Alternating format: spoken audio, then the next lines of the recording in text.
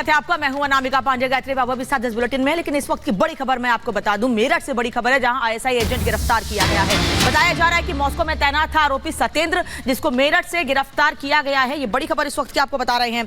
भारतीय दूतावास में तैनात था आरोपी, पाकिस्तान भेजता था खुफिया जानकारी, जिसका नाम सत्येंद्र बताया जा रहा है। पाकिस्तान भेजता था खुफिया जानकारी, हापुड़ का रहने वाला है आईएसआई एजेंट, जिसे गिरफ्तार किया गया है। यूपी एटीएस ने आईएसआई एजेंट को गिरफ्तार किया है। ये इसकी तस्वीर आपको दिखा रहे हैं। इसका नाम सत्येंद्र है, जिसे गिरफ्तार किया गया है। मेरठ से इसकी गिरफ्तारी हुई है। ये मॉस्को में तैनात था, भारतीय दूतावास में इसकी तैनाती थी इस आरोपी की। और ये जानकारी मिल रही है कि ये तमाम अपडेट्स, तमाम खुफिया जानकारी पाकिस्तान भेजा करता था। वैभव,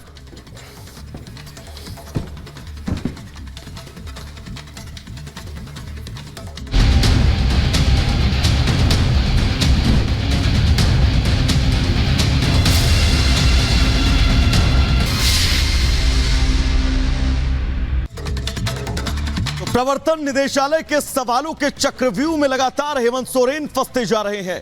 कल 4 घंटे पूछताछ हुई थी और बड़ी खबर यह है कि आज भी हेमंत सोरेन से पूछताछ संभव है, क्योंकि प्रवर्तन निदेशालय उस तह तक जाना चाहता है, इस जमीन घोटाले के उस तार तक जाना चाहता है जहां से उन सभी लोगों का पर्दाफाश किया जा सके जो इस पूरे घोटाले में सम्मिलित हैं। ईडी के शिकंजे में हेमंत सोरेन लगातार फंसते जा रहे हैं।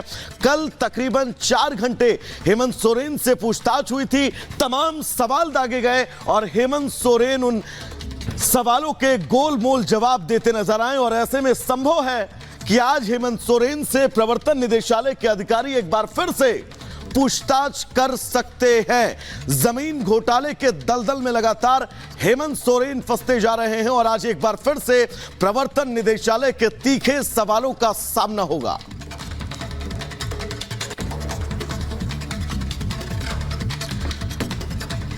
तो आज ये बड़ी खबर, हेमंत सोरेन से आज भी पूछताछ संभव है। कल 4 घंटे नॉनस्टॉप पूछताछ की गई। प्रवर्तन निदेशालय के अधिकारियों ने उन तमाम सवालों को हेमंत सोरेन के सामने दागे जिनके वो जवाब चाहती थी। हालांकि हेमंत सोरेन बहुत साफ जवाब देते नहीं नजर आए। ऐसे में आज एक बार फिर से पूछताछ। तो ईडी के शिकंजे में हेमंत सोरेन, लगातार उनसे सवाल जवाब किए जा रहे। कल भी 4 घंटे तक पूछताछ हुई, लेकिन बड़ी खबर यह है कि हेमंत सोरेन परेशान है। परेशान इसलिए क्योंकि जमीन घोटाले मामले का जो मास्टरमाइंड है उससे हेमंत सोरेन का सामना हो सकता है। आखिर क्यों हेमंत सोरेन परेशान है, इस रिपोर्ट में आपको दिखाते हैं।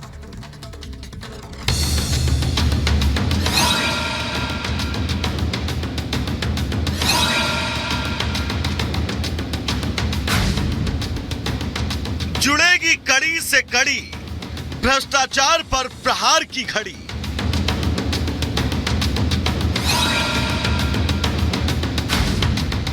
सोरेन का राजदार ईडी ने किया गिरफ्तार।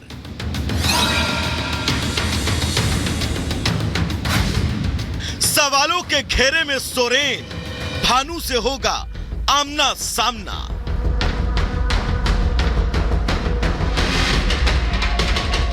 जमीन घोटाले मामले में झारखंड के पूर्व सीएम हेमंत सोरेन की मुश्किलें बढ़ती जा रही हैं। सोरेन 5 दिन की रिमांड पर हैं। इस दौरान ईडी सोरेन से पूछताछ कर रही है। शनिवार को ईडी ने बड़गाई जमीन घोटाला मामले में हेमंत सोरेन से पूछताछ की।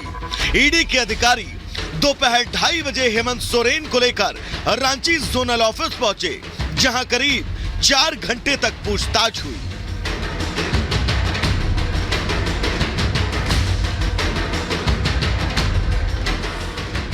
ईडी ने सोरेन के लिए सवालों की लंबी फहरिस्त तैयार कर रखी थी।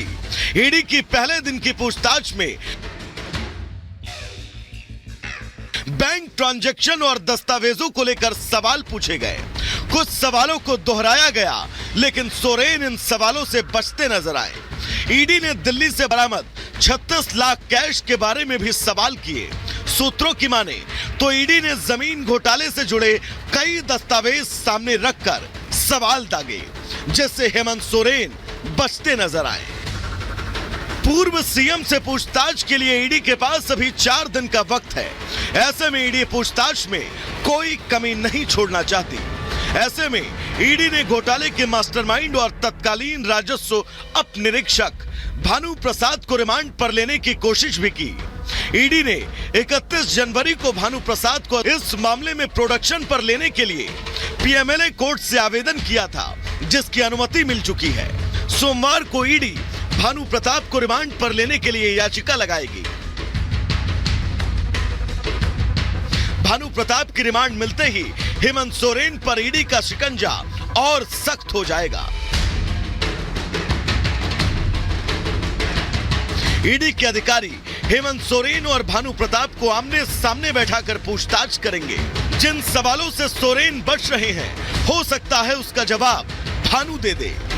ईडी दोनों के पुराने और नए जवाबों का मिलान भी करेगी।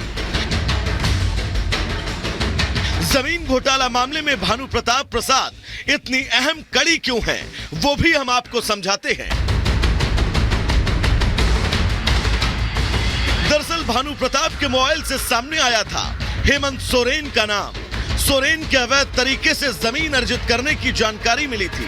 भानु के मोबाइल से कई चैट और डेटा के जरिए जानकारी सामने आई थी। मोबाइल कैश ट्रांजैक्शन की भी जानकारी भानु प्रताप के जरिए ही मिली थी। ईडी को उम्मीद है कि जमीन घोटाले के आरोपी और मास्टरमाइंड जब आमने सामने होंगे तो केस को सुलझाने में काफी हद तक सफलता मिल सकती है। अगर सोरेन और भानु के जवाबों में विरोधाभास दिखा तो झारखंड के पूर्व सीएम की मुश्किलें बढ़ना तय है। Bureau report, Republic Bharat. तो हेमंत सोरेन ईडी के शिकंजे में है। मुख्यमंत्री पद से इस्तीफा दिया, गिरफ्तारी हुई इस वजह से, लेकिन मामला जमीन घोटाले से जुड़ा हुआ है और लगातार कई घंटों से ईडी लगातार हेमंत सोरेन से पूछताछ कर रही है, लेकिन कोई पुख्ता जवाब नहीं मिल रहा है। लोमस की रिपोर्ट देखिए। सेना की जिस जमीन को लेकर के लगातार ही हेमंत सोरेन से पूछताछ की जा रही है, अभी हम उसी बरियातू इलाके में मौजूद हैं। पहले तो मैं आपको जानकारी दे दूं, ये पूरा इलाका 12 प्लॉट में बटा हुआ है और इसी 12 प्लॉट के 8.46 एकड़ को गलत तरीके से पूर्व सीएम हेमंत सोरेन के द्वारा हथियाया गया था, जिस मामले में लगातार ही ईडी की टीम उनसे पूछताछ करते हुए नजर आ रही है।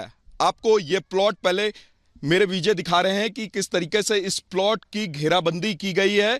पूरी तरीके से बाउंड्री वॉल किया गया है और इस बाउंड्री वॉल के अंदर एक गार्ड रूम भी बनाया गया है। ये पूरी प्लानिंग के साथ इस पूरे जमीन को घेरा गया था और उसके बाद यहाँ पर आने वाले भविष्य में इस पे कंस्ट्रक्शन की भी बात हो रही थी, लेकिन उससे पहले ये पूरा मामला खुल गया और मामला खुलने के बाद और लगातार ही ईडी की टीम एक एक करके जो तमाम लोग थे, ब्लॉक के लोग थे, उनसे पूछताछ करने का उनके द्वारा काम किया जाता है और इस केस की गुत्थी लगातार ही खुलते हुए नजर आती है। और केस में ईडी के द्वारा जब भानु प्रताप से पूछताछ की जाती है, जो कि कहा जा रहा है कि उस समय रेवेन्यू ऑफिसर थे, उनसे जब पूछताछ की गई तो ये मालूम चला कि जो आदेश था सर्वे का वो सीएम ऑफिस से आया था। उदय कुमार नाम के व्यक्ति ने ये आदेश दिया था और आदेश सीओ मनोज कुमार को दिया था और मनोज कुमार ने ही ये आदेश